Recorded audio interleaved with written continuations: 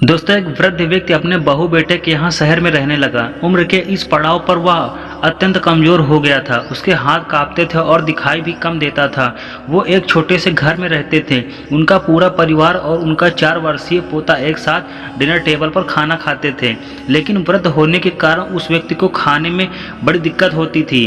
कभी टमाटर के दाने उसके चम्मच से निकलकर फर्श पे बिखर जाते थे, तो कभी हाथ से दूध छूटकर मेज पर गिर जाता था। बहू बेटे 1-2 दिन तक ये सब सहन करते रहे, पर उन्हें अब अपने पिता के इस काम से चिढ़ होने लगी। हमें इनका कुछ करना पड़ेगा, लड़के ने कहा।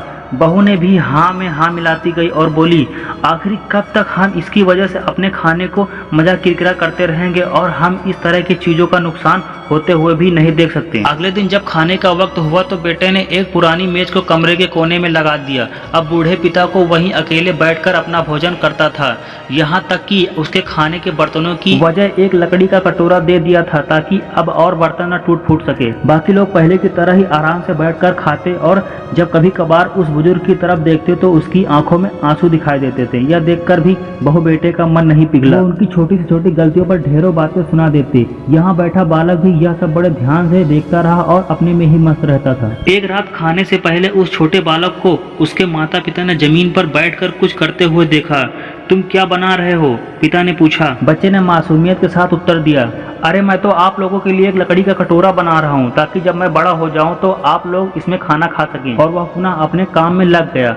पर इस बात का उसके माता पिता पर बहुत गहरा असर हुआ। उसके मुंह में एक भी शब्द नहीं निकला और आंखों में आंसू बहने लगे। वे दोनों बिना बोले ही समझ चुके थे कि अब उन्हें क्या करना चाहिए। उस रात वो अपने बूढ़े पिता को वापस डिनर टेबल पर ले आए और फिर कभी उसके साथ अभद्र व्यवहार नहीं किया। दोस्तों, हम अक्सर अपने बच्चों को नैतिक शिक्षा या मोरल वैल्यू देने की बात करते हैं, पर हम ये भूल जाते हैं कि असल शिक्षा शब्दों में नहीं, हमारे कर्म में छुपी होती है। अगर हम बच्चों को बस ये उपदेश देते रहे कि बड़ों का आदर करो, सबका सम्मान करो और खुद उसके उलट व्यवहार करे, तो बच्चा भी ऐसा ही करना सीखता है। इसीलिए कभी भी अपने पेरेंट के साथ ऐसा व्यवहार ना करें कि कल को आपकी संतान भी आपके लिए लकड़ी का कटोरा तैयार करने लगे। दोस्तों, यह स्टोरी आपको अच्छी लगी हो तो वीडियो को लाइक कर दीजिए। ऐसी इंटरेस्टिंग वीडियो देखने के लिए आप हमारे चैनल को सब्सक्राइब कर सकते हैं।